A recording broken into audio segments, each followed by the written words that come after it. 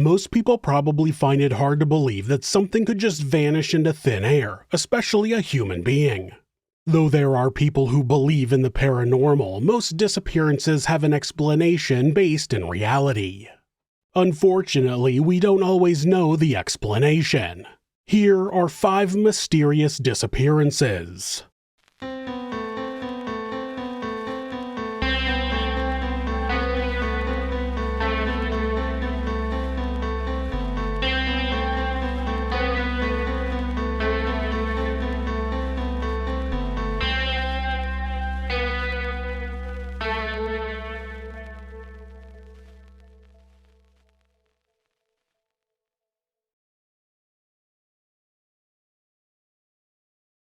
In 1998, 23-year-old Amy Lynn Bradley went on a Caribbean cruise with her parents and brother.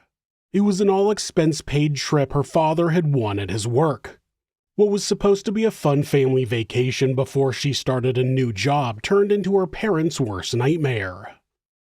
Amy had just graduated from college with a degree in physical education back in Virginia, and the family boarded the ship on March 23rd. After experiencing an uncomfortable amount of interest in her by crew members, Amy's father had been keeping an eye on his daughter. On March 24th, she had been dancing with some of the members of the cruise ship's band when her father returned to the cabin. He woke up at 5:30 a.m. and saw her asleep in the cabin, so he went back to sleep. When he woke up just 30 minutes later, Amy was nowhere to be found.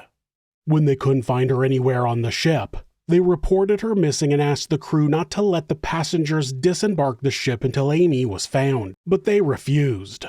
They didn't make an announcement looking for Amy until 6:50 a.m. After days of searching, authorities determined she either fell overboard or jumped off the ship intentionally. Her family doesn't believe either of those scenarios to be true. There have been multiple reported sightings of her in the years since. In 1998, on a beach in Curacao where she was being handled by 2 men, one of whom matched the description of a man on the cruise that was acting suspiciously around the time of Amy's disappearance. In 1999, a naval officer was on shore leave on the same island when he said a woman at a brothel told him she was Amy Bradley. There have also been some pictures circulating on the internet that people claim to be Amy, but none have been verified. Her whereabouts are still unknown. In 2003, 50-year-old Ben Padilla from Pensacola, Florida, was an aircraft engineer who was working in Angola, a country on the west coast of Africa. He was getting a private 727 back to flight-ready status so it could be sold. The airplane had once belonged to American Airlines and still had the company's logo on the fuselage. He, along with his helper, John Mutantu, had the plane brought to the runway so they could run the engines for testing. But shortly after the two boarded the plane, it began taxiing with no communication with the tower. Reports say the plane was maneuvering erratically as it made its way to the runway as if someone was fighting over the controls. It eventually took off and flew out over the Atlantic Ocean. The plane and the 2 men have never been seen since. No debris belonging to the aircraft has ever been found. Due to fears from the events of 9/11 a few years earlier, an extensive search was conducted and every airport with a runway big enough to accommodate a 727 was notified, but there were no reported sightings of the plane. Ben only held a private pilot's license and John had no flying experience, so it's unknown how they were able to take the plane, which normally required a crew of 3 to operate. Ben's family believes that he was forced to take the plane against his will and that they likely crashed somewhere in Africa.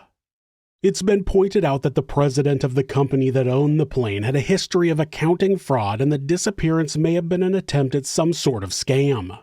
Unless the plane or parts of the plane are found, we will likely never know what really happened to it or the 2 men on board.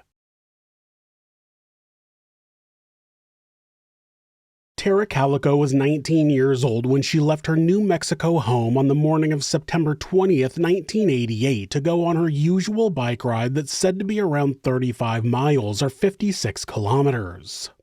She was seen by many people along her usual route, and some claim to have seen a suspicious white van following her. At some point during her ride, she vanished and has never been seen in person since. On June 15, 1989, a Polaroid was found in a Florida parking lot of a young woman and a younger boy who were bound and gagged in the back of a white van. It was believed that the girl was Tara, and some thought the boy was a child who had also gone missing in New Mexico, but that boy's body turned up near the campsite where he had gone missing. Over the years, the belief that the woman in the picture is Tara has decreased. In 2008, the sheriff of Valencia County, New Mexico, reported that she had received information that two young males had hit and killed Tara when she was on her bike and they covered it up. The sheriff said that there wasn't enough evidence to make a case and refused to release any details about the story.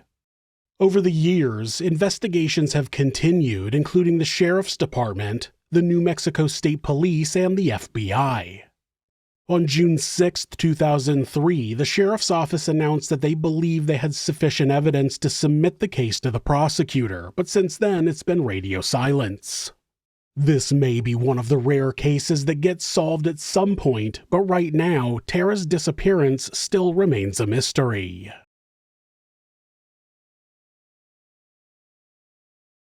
On April 10, 1998, 40-year-old Diane Augget walked away from her sister's home in Odessa, Florida, and disappeared. Diane didn't have much stability in her life. Her husband had left her and got full custody of the kids. She had many stints in a local psychiatric hospital, and she was an alcoholic. She had been living with her sister, who had last seen her on the morning of April 10th. Witnesses said they saw Diane leave the house at about 11 a.m. She was later seen at the Hayloft Tavern, where she was eventually asked to leave for being too intoxicated. A witness claimed to have seen her walking in Hudson, northwest of Odessa. That was the last anyone saw of her.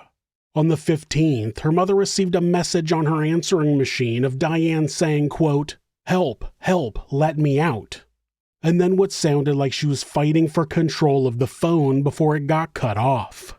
The caller ID said the call came from a business named the Starlight Lounge in Odessa, and when she attempted to call the number back, there was no answer. A few days later, a severed finger was found on the road by a woman walking to work. Authorities were able to get a print and matched it to Diane, who was in the system. Then a few days after that, a bag of her clothes was found in the outdoor freezer belonging to a convenience store. Diane was a regular to the store, and the manager immediately recognized them to belong to Diane. The local paper ran a story about Diane in 2000, and the very next day another bag of her belongings was found in another convenience store. That was strange enough on its own, but the bag, which literally had Diane written on it in black marker, was found by the girlfriend of Diane's brother. There were a few suspects, but no substantial information on what happened to Diane has ever been found. Some believe that the remains of a Jane Doe found in Naples, Florida on April 14, 2004 could be Diane, but it's not been confirmed.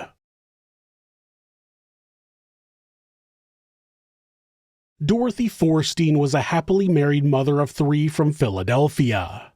On the night of January 25, 1945, she was attacked by an unidentified man while returning home from getting groceries. She was savagely beaten and suffered a broken jaw, broken nose, and a fractured shoulder. After the attack, she became quite scared of going out and spent most of her time inside, afraid of being attacked again. Well, on October 18, 1949, her fears came true as an intruder came into their home in the night and carried Dorothy off, never to be seen again.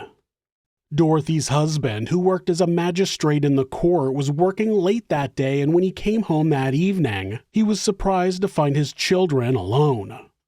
Eventually, the Forstein's daughter explained that a noise woke her up and that a man carried her mother down the hall. When the girl asked him what he was doing, he said, quote, "Go back to sleep, little one. Your mommy is sick, but she'll be all right now."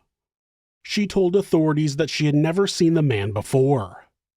Nothing was missing from the house. Dorothy's purse and keys were still there, and no unknown fingerprints were found inside. Authorities had no leads, and they could only speculate that Dorothy had been taken by someone who was upset at her husband over something he had done as magistrate, but he said there were no situations at work that would fit that narrative. Dorothy was never found.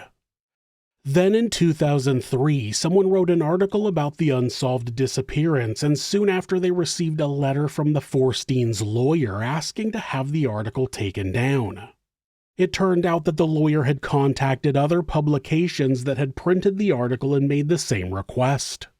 The request said it was in consideration of their grief, but it's still a bit strange to not want something like that in the media, which could help dig up a lead. And to have the request come 50 years later, it seems like another mystery. It's been 75 years at this point, so I wonder if there's anyone left to object to me having included Dorothy on this list. Of course, I mean them no grief, but having more people hear the story is a good thing. Though unlikely, someone might remember something, so the mystery of what happened to Dorothy Forstein may eventually be solved. Sometimes things disappear and it's an inconvenience, but you get over it. Your keys, your wallet, the remote control. When a person goes missing, though, a whole life is lost and nobody ever knows if it was an accident, something they planned on their own, or something carried out by a monster. If you know a story about an unsolved disappearance, leave it in the comments.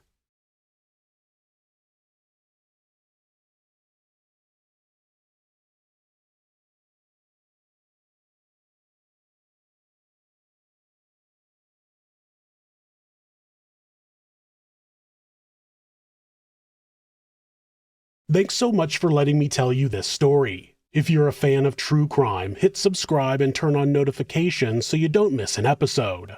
You can also hit like or leave a comment. If you'd like to support the show, check out our merchandise at thisismonsters.com. The link is in the description.